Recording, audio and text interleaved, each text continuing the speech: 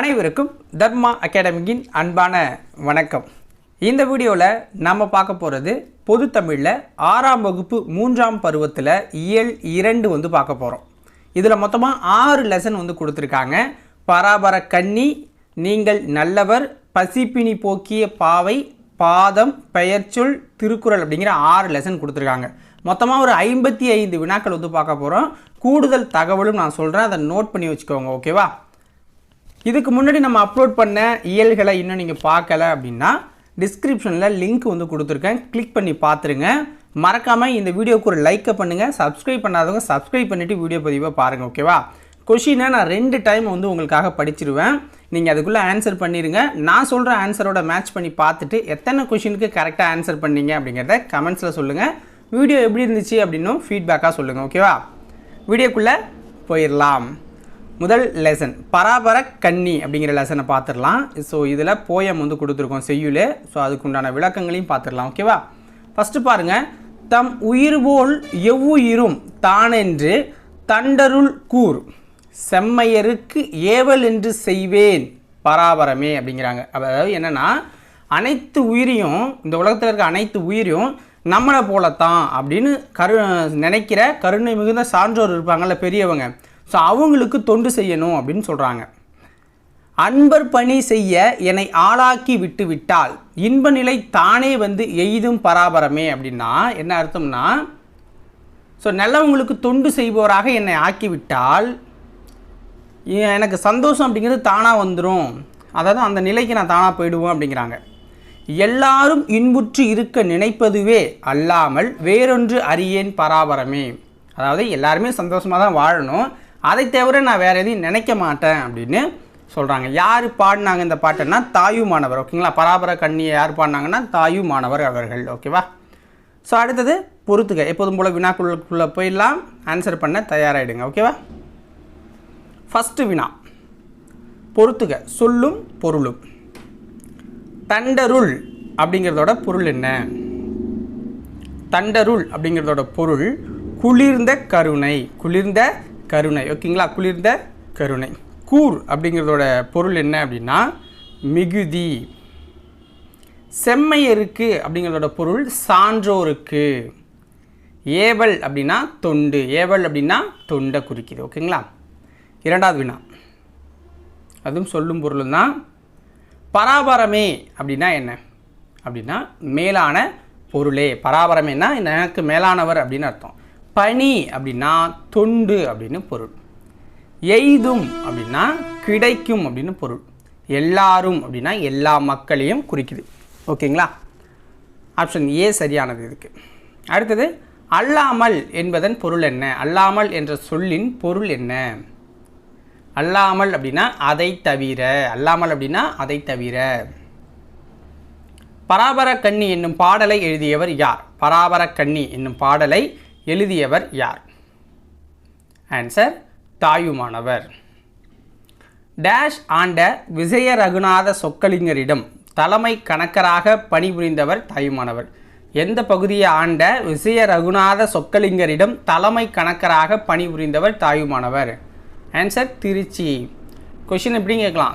திருச்சியை ஆண்ட விஜய ரகுநாத சொக்கலிங்கரிடம் தலைமை கணக்கராக இருந்தவர் யாருன்னா தாயுமானவர். ஓகேங்களா? ஸோ நம்ம படிக்கிறதுல தான் இருக்குது. கொஷின் இப்படி தான் கேட்டால் இப்படி தான் கேட்பாங்கன்னு இல்லை, அவங்க எப்படி வேணாலும் மாற்றி கேட்பாங்க. ஓகேவா? கீழ்கண்டவற்றுள் சரியானது எது?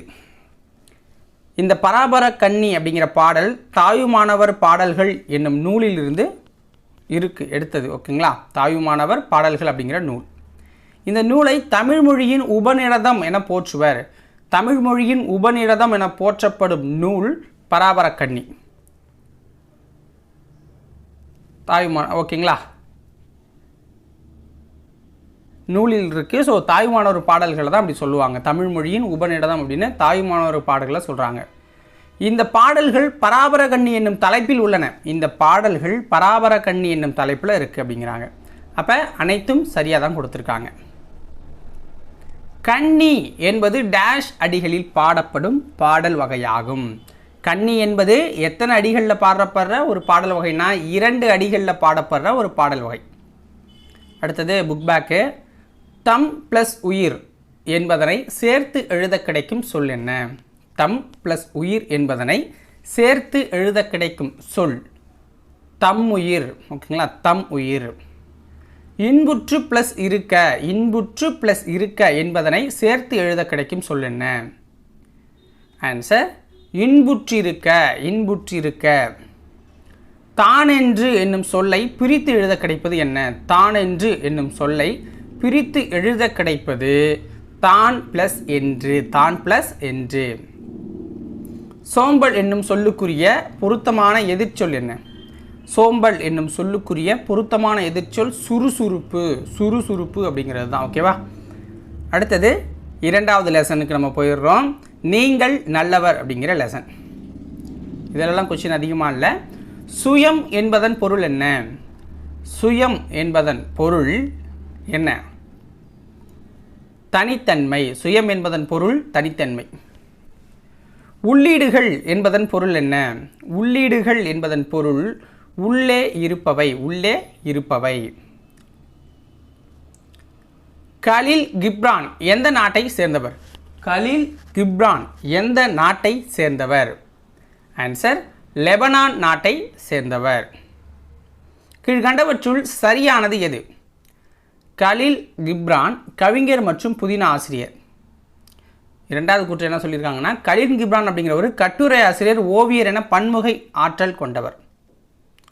நீங்கள் நல்லவர் என்னும் இந்த பாடப்பகுதி கவிஞர் புவியரசு மொழிபெயர்த்த தீர்க்கதரிசி என்னும் நூலில் இடம்பெற்றிருக்குங்கிறாங்க. இந்த நீங்கள் நல்லவருங்கிற இந்த பாடப்பகுதி கவிஞர் புவியரசு மொழிபெயர்த்த தீர்க்கதரிசி என்னும் நூலில் இடம்பெற்றிருக்கதா சொல்கிறாங்க. ஸோ அப்போ இதில் எந்த கூற்று சரி அப்படின்னா 3 கூற்றும் சரிதாங்க. ஓகேங்களா? கலீல் கிப்ரான் கவிஞர் மற்றும் புதின ஆசிரியர், கட்டுரை ஆசிரியர், ஓவியர் என பன்முக ஆற்றல் பெற்றவர் தான். பரிசு பெறும்போது நம் மனநிலை டேஷாக இருக்கும். பரிசு பெறும்போது நம் மனநிலை அப்படிங்கிறது மகிழ்ச்சியாக இருக்கும்.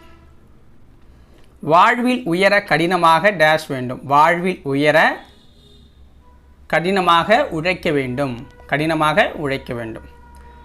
அடுத்த லெசன் வந்து பசிப்பினி போக்கிய பாவை, பசிப்பினி போக்கிய பாவை.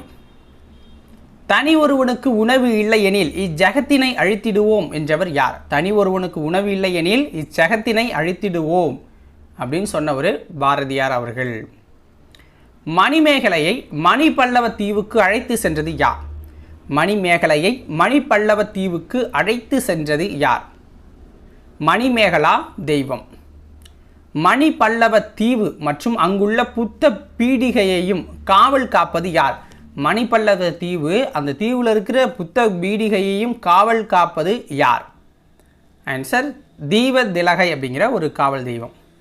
கோமுகி என்பதன் பொருள் என்ன?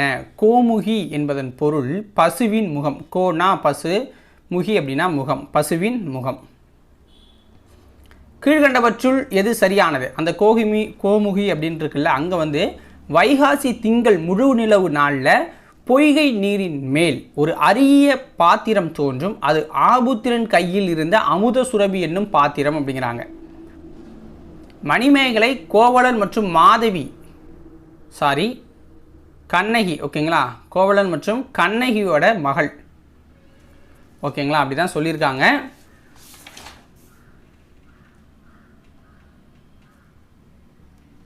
மாதவி தான். ஓகேங்களா? கோவலன் மற்றும் மாதவியோட மகள் தான் மணிமேகலை. மணிமேகலை கையில் இருந்த அமுத சுரபியில் ஆதிரை உணவு இட்டாள். இதை கொஸ்டினாக கூட கேட்பாங்க. அதாவது மணிமேகலை கையில் இருந்த அமுத சுரபியில் யார் உணவு இட்டாங்க அப்படின்னா ஆதிரை உணவிட்டாள். ஓகேங்களா? அப்போ அனைத்தும் சரி. கோவலன் மற்றும் மாதவியோட மகள் தான் மணிமேகலை. மணிமேகலா தெய்வம் மணிமேகலையை அழைத்து சென்ற தீவு எது? மணிமேகலா தெய்வம் மணிமேகலையை அழைத்து சென்ற தீவு தான் மணிப்பல்லவ தீவு. மணிப்பல்லவ தீவு. மணிமேகலை கையில் இருந்த அமுத சுரபியில் உணவு இட்ட பெண் யார்? மணிமேகலை கையில் இருந்த அமுத சுரபியில் உணவு இட்ட பெண் ஆதிரை. அடுத்தது 4வது லெசனு பாதம் அப்படிங்கிறது. ஓகேங்களா? பாதம் இது ஒரு கதை பகுதி. இதுலேருந்து நான் ஒரு 3 கொஷின் நம்ம கேட்டிருக்கோம். ஃபஸ்ட்டு கொஷின், கீழ்கண்ட கூற்றுகளில் எது சரியானது? கூற்று 1, எஸ் ராமகிருஷ்ணன் தான் இந்த பாதம் அப்படிங்கிறத எழுதியிருக்காரு. ஓகேங்களா? ராமகிருஷ்ணன் தற்கால தமிழ் எழுத்தாளர்களுள் குறிப்பிடத்தக்கவர். நாவல்கள், சிறுகதை, கட்டுரை தொகுப்புகள், சிறுவர் இலக்கியங்கள் இவருடைய படைப்புகள் நீள்கின்றன. பாதம் என்ற இக்கதை தாவரங்களின் உரையாடல் என்னும் சிறுகதை தொகுப்பில் இடம்பெற்றுள்ளது அப்படிங்கிறாங்க. அப்போ முதல் கூற்று சரி, ரெண்டாவது கூற்று சரி, மூணாவது கூற்றும் சரியாக தான் கொடுத்துருக்காங்க. இரண்டாவது வினா, கீழ்கண்டவற்றுள் எஸ் ராமகிருஷ்ணனுடன் தொடர்பில்லாத நூல் எது? கீழ்கண்டவற்றுள் எஸ் ராமகிருஷ்ணனுடன் தொடர்பில்லாத நூல் எது அப்படின்னா ஆசிய ஜோதி அப்படிங்கிற நூல் தான். உபபாண்டவம், கதவிலாசம், தேசாந்திரிலாம் அவர் எழுதின நூல்கள். ஓகேங்களா. கால் முளைத்த கதைகள் என்ற நூலின் ஆசிரியர் யார்? கால் முளைத்த கதைகள் என்ற நூலின் ஆசிரியர் எஸ் ராமகிருஷ்ணன். எஸ் ராமகிருஷ்ணன். ஓகேங்களா. அடுத்தது 5வது லெசனுக்கு நம்ம வந்துட்டோம். பெயர்ச்சொல். ஓகேங்களா. இலக்கணம் இது.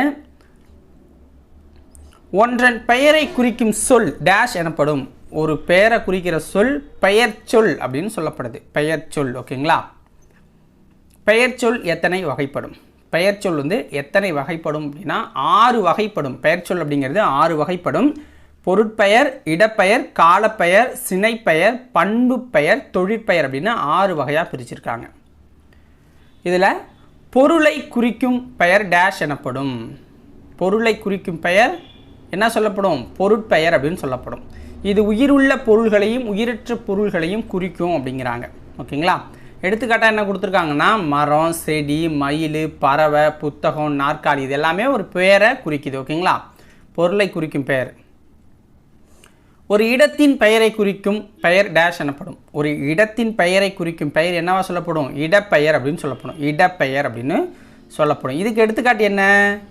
சென்னை, பள்ளி, பூங்கா, தெரு அப்படின்னா அது இடத்தை தான் குறிக்குது. ஓகேங்களா. காலத்தை குறிக்கும் பெயர் டேஷ் எனப்படும். காலத்தை குறிக்கும் பெயர் டேஷ் எனப்படும் அப்படிங்கிறாங்க. காலத்தை குறிப்பது காலப்பெயர். ஓகேங்களா. இதுக்கு எடுத்துக்காட்டு என்ன? நிமிடம், நாள், வாரம், சித்திரை, ஆண்டு இதெல்லாமே காலப்பெயரை குறிக்குது. பொருளின் உறுப்பை குறிக்கும் பெயர் என்ன? பொருளின் உறுப்பை குறிக்கும் பெயர் டேஷ் எனப்படும் அப்படின்னா அது சினைப்பெயர். ஓகேங்களா. சினைப்பெயர். உறுப்பை குறிச்சா, ஒரு பொருளோட உறுப்பை குறிச்சா அது சினைப்பெயர். எடுத்துக்காட்டு கண், கை, இலை, கிளை. ஒரு பொருளில் ஒரு குறிப்பிட்ட பகுதியை மட்டும் குறிச்சுன்னா அதுதான் சினைப்பெயர். பொருளின் பண்பை குறிக்கும் பெயர் டேஷ் எனப்படும். பொருளின் பண்பை குறிப்பது பண்பு பெயரில் வந்துடும். எடுத்துக்காட்டு அது வட்டமாக இருக்குது, அது சதுரமாக இருக்குது, அது இனிப்பாக இருக்குது, அது செம்மையாக இருக்குது, அது நன்மையாக இருக்குன்னா அதோட பண்பை சொல்கிறதால அது பண்பு பெயர். ஓகேங்களா. அடுத்தது தொழிலை குறிக்கும் பெயர் டேஷ் எனப்படும். தொழிலை குறிக்கும் பெயர் என்னென்னா தொழிற்பெயர் அப்படின்னு சொல்லப்படுது. அவன் ஆடுறான், அவன் படிக்கிறான், அவன் நடிக்கிறான், அதெல்லாம் தொழில். ஓகேங்களா. அடுத்தது பொறுத்துக.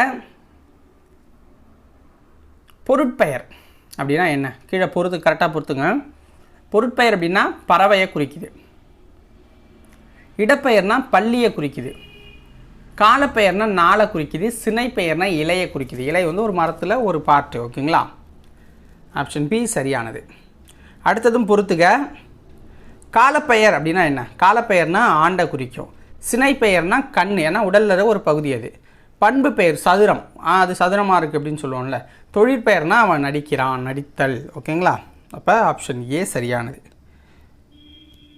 அடுத்தது கீழ்கண்டவற்றுள் சரியான இணை எது அப்படின்னு கேட்குறாங்க.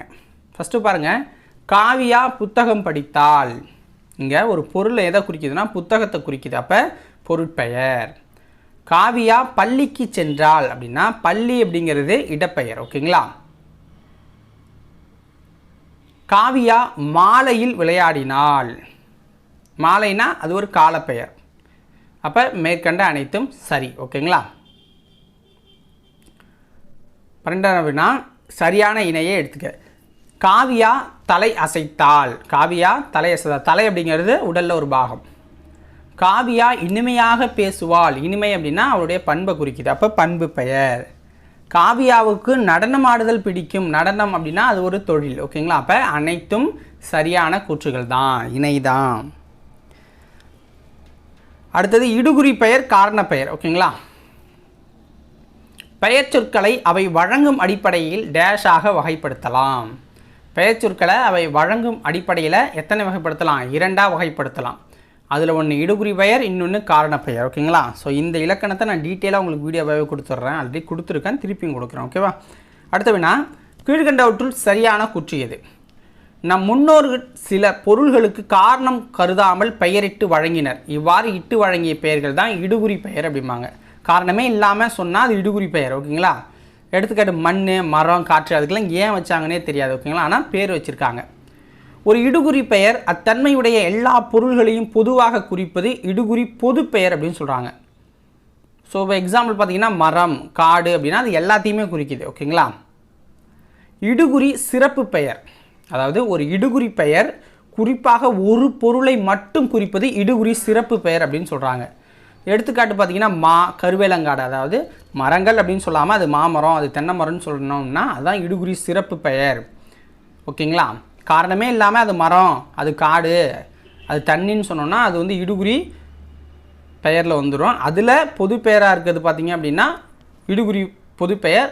சிறப்பு பெயர்னால் குறிப்பிட்டு சொல்கிறது. ஓகேங்களா? அது கருங்கல், இது செங்கல் அப்படின்னு சொல்கிறோம்ல, அதெல்லாம் இடுகுறி சிறப்பு பெயரில் வந்துடும். கீழ்கண்டவற்றுள் சரியானது எது? நம் முன்னோர் சில பொருள்களுக்கு காரணம் கருதி பெயரிட்டிருக்காங்க. காரணத்தோடு ஒரு பொருளுக்கு வழங்கும் பெயர் காரண பெயர் அப்படிங்கிறாங்க. எக்ஸாம்பிள் நாற்காலி, கரும்பலகை. நாற்காலினா 4 கால் இருக்குது, கரும்பலகைனா கருப்பாக இருக்குது அப்படின்னு சொல்கிறாங்க. ஓகேங்களா? அதனால் கரும்பலகை அப்படின்னு கூப்பிட்றாங்க. காரண பெயர் குறிப்பிட்ட காரணமுடைய எல்லா பொருள்களையும் பொதுவாக குறித்தால் அது காரண பொது பெயர் எனப்படும். எடுத்துக்காட்டு பறவை, அணி. பறவை அப்படின்னா பறக்கிற எல்லாத்தையுமே குறிக்குது. அணி அப்படின்னா குறிப்பாக குழுவாக இருக்கிறது. ஓகேங்களா? குறிப்பிட்ட காரணமுடைய எல்லா பொருள்களுள் ஒன்றை மட்டும் சிறப்பாக குறிப்பது காரண சிறப்பு பெயருங்கிறாங்க. இப்போ வளையல், மரங்கொத்தி. ஏன்னா மரங்கொத்தி பறவை, பட் இருந்தாலும் அது மரத்தை கொத்துறதால அதை மரங்கொத்திங்கிறோம். ஓகேங்களா? வளையமாக இருக்க எல்லாத்தையுமே நம்ம வளையல்னு சொல்ல மாட்டோம், கையில் போடுறது மட்டும் தான் வளையல்னு சொல்லுவோம். ஸோ அது மாதிரி தான். அப்போ அனைத்தும் சரியானவை தான் இந்த கூற்றுகள்லையும். அடுத்தது பொறுத்துக, அதுக்குண்டான எக்ஸாம்பிள் கொடுத்துருக்கோம். இடுகுறி பொதுப்பெயர். இடுகுறினா என்ன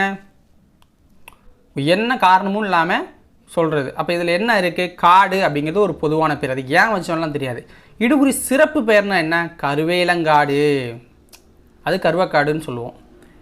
அடுத்தது பாருங்கள், காரண பொது பெயர்னா என்ன? காரண பொது பெயர்னா ஒரு பறவையை சொல்லலாம். காரண சிறப்பு பெயர்னா வளையலை சொல்லலாம். ஓகேங்களா? இடுகுறி பெயரை வட்டமிடுக. இடுகுறி பெயர். இடுகுறி பெயர்னா என்ன? காரணம் இல்லாமல் வைக்கிறது. பறவை பறக்கிறதால வச்சுட்டாங்க. முக்காலிக்கு 3 கால் இருக்கிறதா வைக்கிறாங்க. மரங்கொத்திக்கு மரங்கொத்துறதால வைக்கிறாங்க. அப்போ மண்ணுக்கு தான் ஏன் வச்சாங்கன்னே தெரியல. ஓகேவா? அப்போ மண் அப்படிங்கிறது தான் இடுகுறி பெயர். காரண பெயரை வட்டமிடுக. வளையல்னா கையில் போடுறோம், சுவர்னா சுவர், யானைனா யானை. ஸோ வளையல் தான் காரண பெயர். ஓகேங்களா? இப்போ மரம், சுவர், யானை இதெல்லாம் ஏன் வச்சோன்னே நமக்கே தெரியாது. ஆனால் வளையமாக இருக்கிறதுல கையில் போட்டால் தான் அது வளையல், அதுக்கு பேர். ஓகேங்களா? ஸோ அதுதான் காரண பெயர். இடுகுறி சிறப்பு பெயரை வட்டமிடுக. இடுகுறி சிறப்பு பெயர். இடுகுறி சிறப்பு பெயர்னா என்ன? வாழை. ஏன் வந்துச்சுன்னு தெரியாது, மரத்துக்குள்ளே அது ஒன்று நம்ம தனியாக சொல்கிறோம். ஓகேவா? அடுத்தது ஒரு பாட்டு.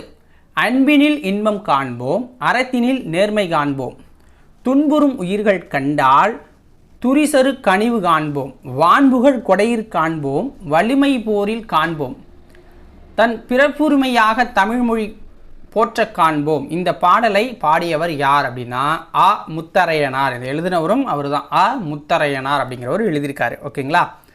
ஆ முத்தரையனார் எந்த நாட்டை சேர்ந்த கவிஞர்? ஆ முத்தரையனார் எந்த நாட்டை சேர்ந்த ஒரு கவிஞர் அப்படின்னு பார்த்தீங்கன்னா மலேசியாவை சேர்ந்த ஒரு கவிஞர். மலேசியாவை சேர்ந்த ஒரு கவிஞர்.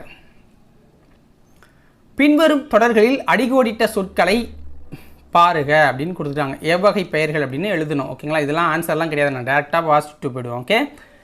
அந்த அடிகோட்டிட்ட பெயர்னா இதுதான், அடிகோடிட்டு இருக்கும் பாருங்கள். இதுக்காகவே மெனக்கெட்டு பண்ணியிருக்கேன். கைகள் இரண்டும் பிறருக்கு உதவவே என சான்றோர் கருதினர். அப்போ கைனா என்ன? உடலில் ஒரு பாகம். அப்போ அது சினைப்பெயர். அறம், பொருள், இன்பம், வீடு, அடைதல் நூலின் பயனாகும். அடைதல் அப்படின்னா அது ஒரு தொழிலை குறிக்குது. குழந்தை தெருவில் விளையாடியது, இது என்ன? தெரு அப்படிங்கிறது இடப்பெயர். நீதி நூல் பயில் என்கிறார் பாரதியார். பாரதியார் அப்படிங்கிறது பொருட்பெயர். மாலை முழுவதும் விளையாட்டு, மாலைனா காலப்பெயர். அன்பு நிறைவுடையவர்கள் மேலோர், அப்படி அன்புனா நான் பண்பை குறிக்குது. ஓகேங்களா? அடுத்தது, பின்வரும் தொடர்களில் அடிக்கோடிட்ட சொற்களை பெயர்கள் என எழுதுக. எவ்வகை பெயர் அப்படின்னு எழுதணும். விடியலில் துயில் எழுந்தேன். துயில்னா என்ன? காலைல எழுந்தேன் அப்படிங்கிறது தான் காலப்பெயரை குறிக்குது. இறைவனை கைதொழுதேன். கைனா என்ன? சினைப்பெயர். நான் மதுரைக்கு சென்றேன். மதுரைனா என்ன? இடத்தை குறிக்குது. புத்தகம் வாங்கி வந்தேன். புத்தகம் அப்படிங்கிறது ஒரு பொருள். கற்றலை தொடர்வோம் இனி. கற்றல்னா அது ஒரு தொழிலை குறிக்குது. நன்மைகள் பெருகும் நனி. நன்மைனா அது ஒரு பண்பை குறிக்குது. ஓகேங்களா? அடுத்தது பொறுத்துக.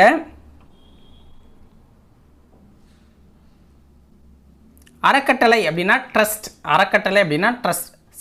சாரணியர்னா ஸ்கவுட்ஸ் அண்ட் கைட்ஸ் அப்படின்னு சொல்லுவாங்க. சமூக பணியாளர்னா சோஷியல் ஒர்க்கர். தன்னார்வலர் அப்படின்னா வாலண்டியர். ஓகேங்களா? அப்போ ஆப்ஷன் ஏ சரியானது.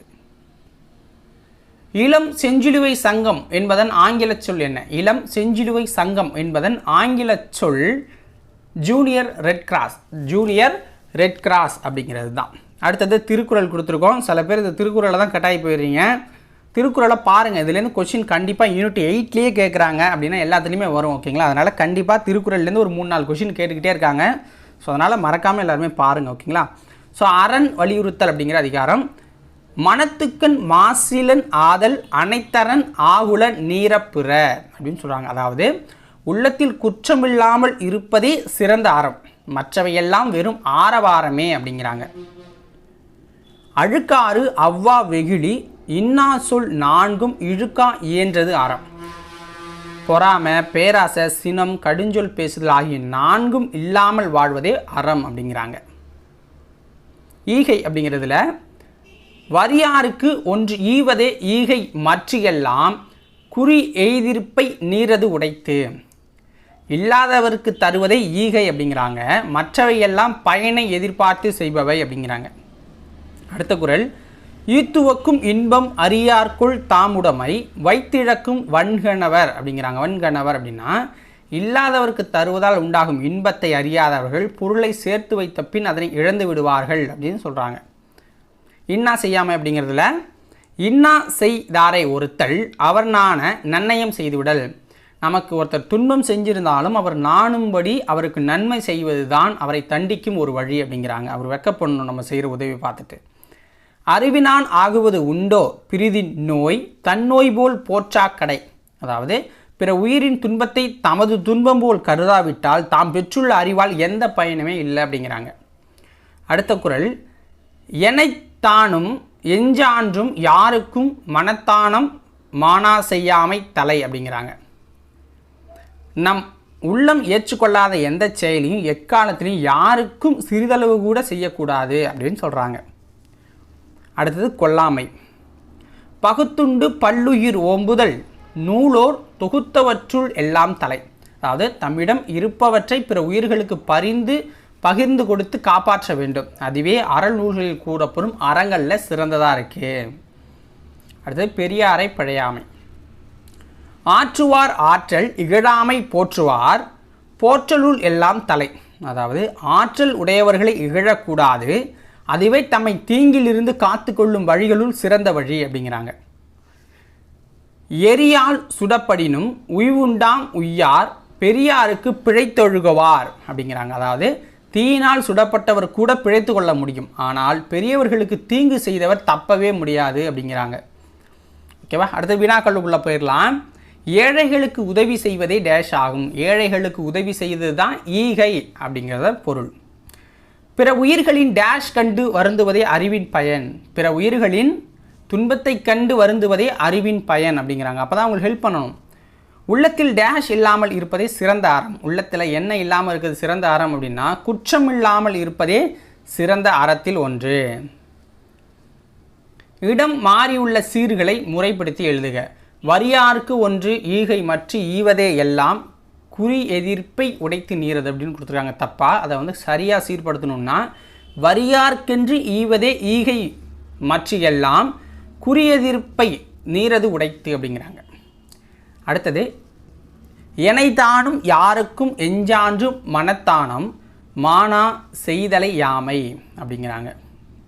அதாவது எனைத்தானும் எஞ்சாற்றும் யாருக்கும் மனத்தானாம் மானாசை, அதாவது மானா செய்யாமை தலை. ஓகேங்களா? இதுதான் அதோடைய பொருளாக இருக்குது.